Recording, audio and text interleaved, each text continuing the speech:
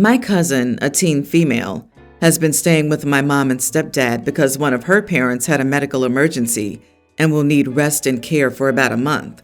My cousin will be here while that goes on. I don't visit my mom or stepdad much anymore because, in my opinion, they're huge idiots who don't deserve kids. Since my cousin has been there, I've been visiting more to keep an eye on her. She's staying in what used to be my old room, and now the spare bedroom.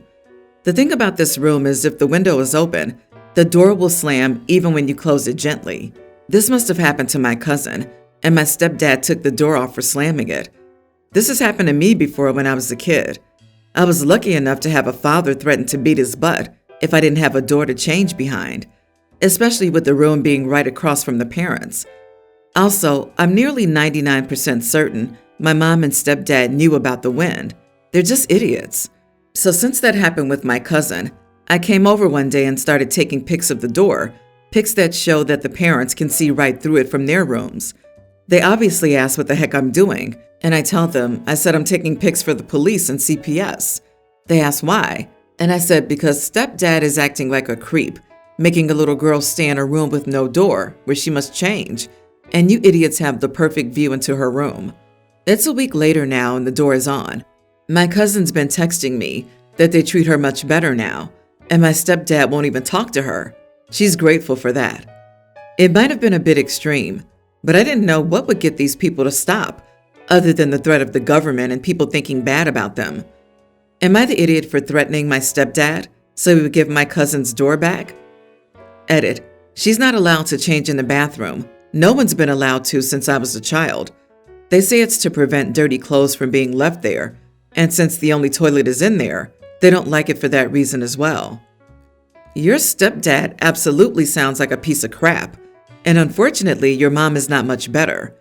What kind of person takes the door away from someone, especially a young teen girl, if you don't have ulterior motives? Not the idiot, and I wish I had the cash to send you a muffin basket. My room at my parents' place had the same open window and door slam problem. My dad's solution was to have a door stopper, not remove the whole darn door. Privacy is much more important than the occasional accidental slam. I'm glad you've made it known that you're willing to ensure that cousin is treated with more consideration than those two family members were willing to show her. Poor kid. Good thing you're around to help protect her. Sucks all the adults in your lives are garbage people. Everyone's the idiot. Growing up poor with relatives, we changed in the bathroom for privacy. I'm not saying I know your folks and their intentions, but in the South, it's not uncommon for parents to take down the door as a punishment. I've done it to both my sons and both my daughters when they were being sneaky with electronics, violating curfews for phones and gaming, etc. Bad grades or behavior, it wasn't common, but was done with good intent.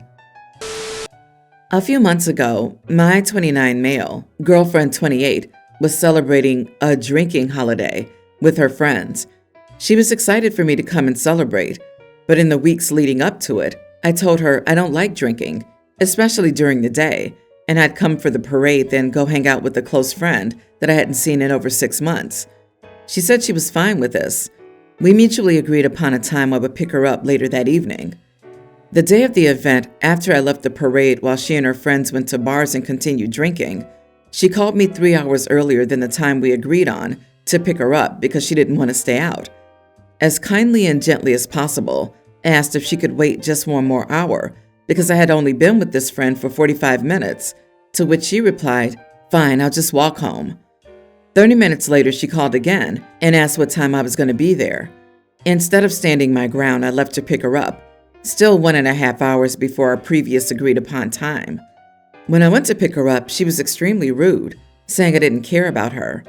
It was extremely quiet until she said, "I should have just gone home with my ex, who I saw at the bar. I'd be having more fun." She also said, "You're not fun anymore," and "There's something really mean I can say about you, but I'm not going to say it." I broke down crying and told her I didn't deserve any of this. Her excuse the next day was that she was blackout intoxicated and was upset with me. Well, the next week we were talking about crying and she said, "I saw you cry last week," in a very nonchalant manner, meaning she was lying about being blackout intoxicated. It's been 2 months since then, and I just can't get over this. Generally, the relationship is good, but this circumstance has made me investigate other things she said since then, more critically. Am I the idiot for not being able to get past what she said and let it bleed into our current relationship? We've only dated for 5 months and she tells me to get over it, more or less. Sorry, dude, but there are red flags everywhere. She's nearly 30 and partakes in drinking holidays, whatever that means. Bringing up her ex when intoxicated or angry, says she would have had more fun going home with him. Now actively bringing up your crying in a non-compassionate way, I assume to shame you? There's something really mean I can say about you, but I'm not going to say it. And this? Dude, do you really want to get married to a girl like this? Not the idiot. She sounds like she hasn't evolved past school. Explanation.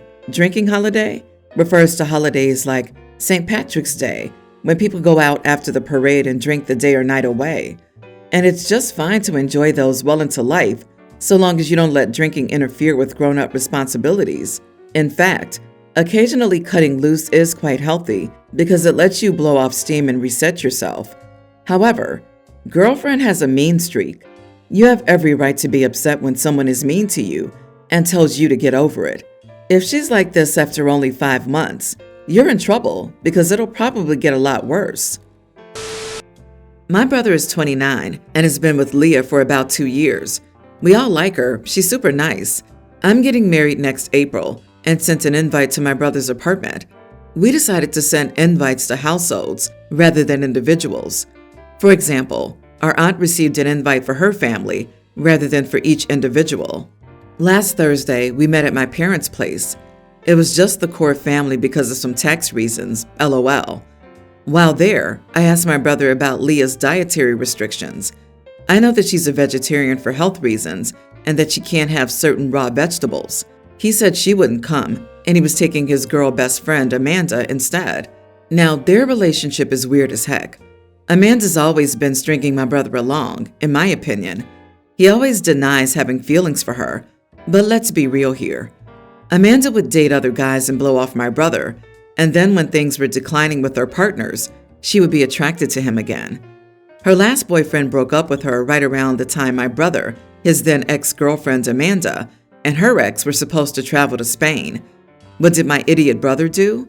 Go with Amanda alone, because Amanda was uncomfortable with his ex-girlfriend. Obviously, he acted blindsided when his girlfriend broke up with him. I didn't even say anything anymore because it was all so weird.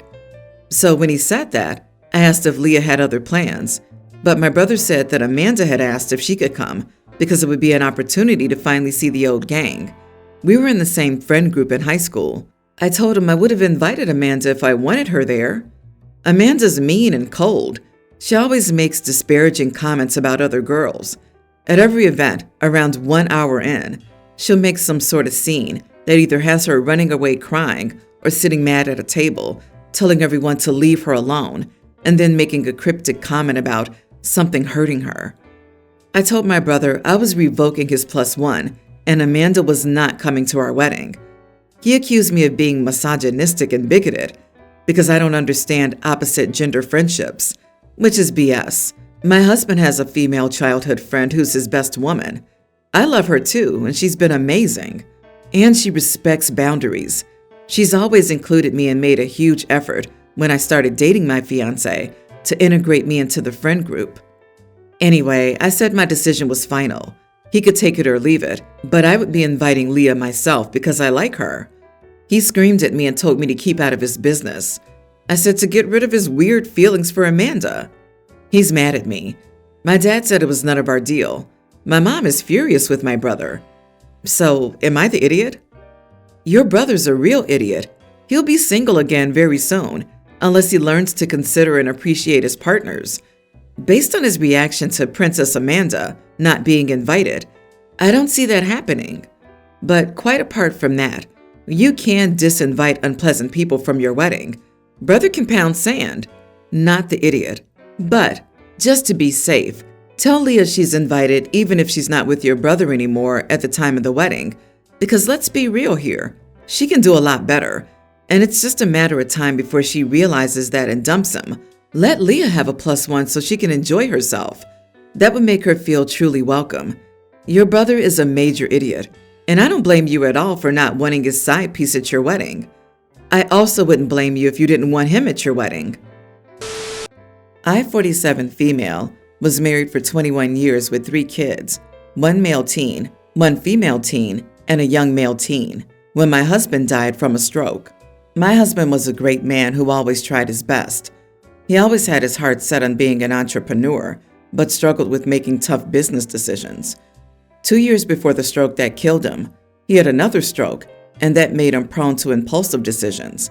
He hired a friend, a lousy bookkeeper, who gave him further bad advice. My husband insisted I stop working when our youngest son was born. Before that, I worked part-time as a receptionist and then helped him with administrative tasks. Co-signed on business loans I didn't fully understand and was on a business bank account.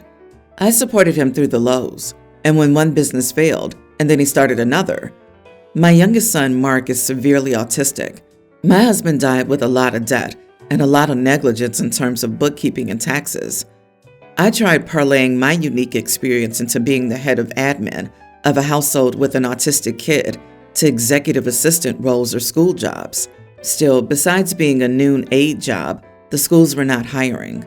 My sister invited us all to stay with her and share household expenses, but she told me about a few months in that her tween daughter was afraid of Mark, and my brother-in-law started claiming Mark's expenses were an excessive burden. They said Mark needed to leave, which translated to me having to leave, but I had $120 in my account then. They evicted us, but it's only on my record, 4 months ago, and my kids and I had to first live in a car and then in a shelter. My sister then calls my older kids behind my back and tells them that if they can continue to keep their room clean as before and pull their weight around the house, they could move back in. Then she and my kids exchange texts, and then they complain about how dealing with shelters and motels has affected their brother. My kids then tell me they want to move back to their aunt's house. I tell them she evicted me, and by extension, all of us, and if she doesn't want me or her brother there, then she doesn't want any of us because we're a unit. Despite that, they continue to want to live with their aunt. I asked them, what kind of mom would I be if I just gave my kids away to somebody else? And I didn't understand why they weren't angrier at their aunt and uncle for saying their younger brother was a burden and how them hurting him hurt me and them too. I told them if they wanted to go, they had arms and legs, but if they made this decision, I know that their brother would feel like they were traitors, and I felt betrayed too. Am I the idiot? They're still with me, and I really, as a mom, feel it's unthinkable to just be separate from my young kids and still feel like I like to tell them a hard no, that they need to stay with me because we're a family, even when times are a bit tough now. I've got a feeling your oldest two believe you're punishing them for failing to have financial security. Your husband's and your responsibility. Having support for the youngest, having a place to stay, your emotional manipulation, calling them traitors for wanting some resemblance for normality and stability is something they'll always remember. And it won't take much more and/or longer until their breaking point. Then they'll decide if it's worth being around you. Keep in mind that they are old enough to understand, and in a couple of years they'll be legal adults, and you won't be able to force anything from them. You are the idiot. I don't know, man. I can totally see my narcissistic mom spewing crap like that. She legit called me a traitor for staying with my father when they divorced, and she moved out. I was over the age of 18, and crazy enough, I'd rather stay in my nice home with my dog than go move into a tiny one-bedroom apartment with her. OP, you keep saying that as a mother, the number one priority is to keep your family together. Wrong. The number one priority is keeping your family safe. You're only thinking about yourself. Love is unselfish. Love means you want the best for the child, even if the best isn't you. Don't force your kids into homelessness. That's actually insane. Instead, be deeply grateful that your bills are reduced by 2 mouths and that those kids are way better off where they are. I'm sorry for the way that your life is gone, but you are the idiot.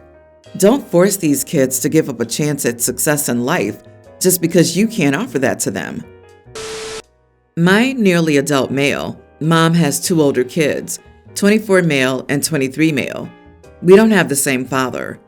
Growing up, they always made it known that they didn't like me and that I wasn't their brother.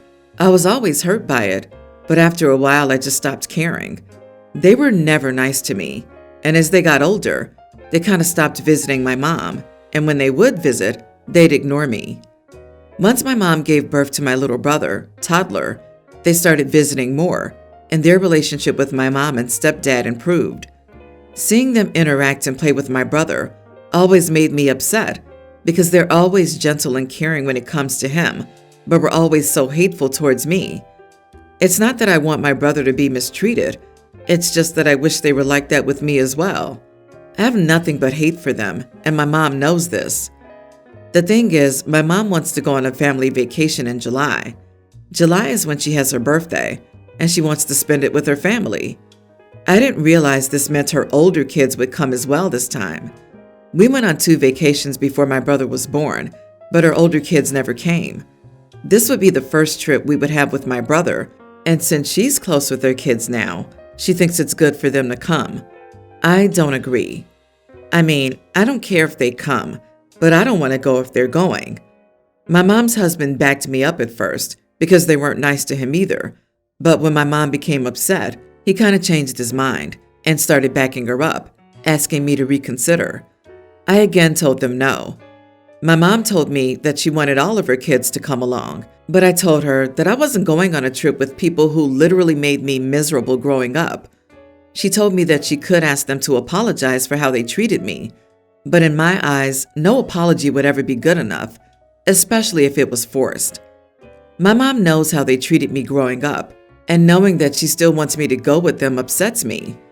Mom has been crying, and my stepdad's been asking me to reconsider for my mom's sake. He told me that he doesn't want them to come either, but he's doing it so my mom can be happy. I want my mom to be happy, but I don't see why I have to go. Am I an idiot for not wanting to go on a family vacation? She told me that she can ask them to apologize for how they treated me. Now she wants them to apologize? Not the idiot. Why didn't she intervene when you were growing up? They abused you 11 years before she even realized and still did nothing? She's a terrible, terrible mother, OP. It doesn't matter how much you think you love her. She's been a really bad mother to you. She can keep her guilt tripping and crocodile tears. You should do the same she did when her children abused you. Nothing. Tell her to get over it and be sorry if she thinks her feelings are hurt. Also, she should be ashamed of herself for having so many children and still being a terrible mother.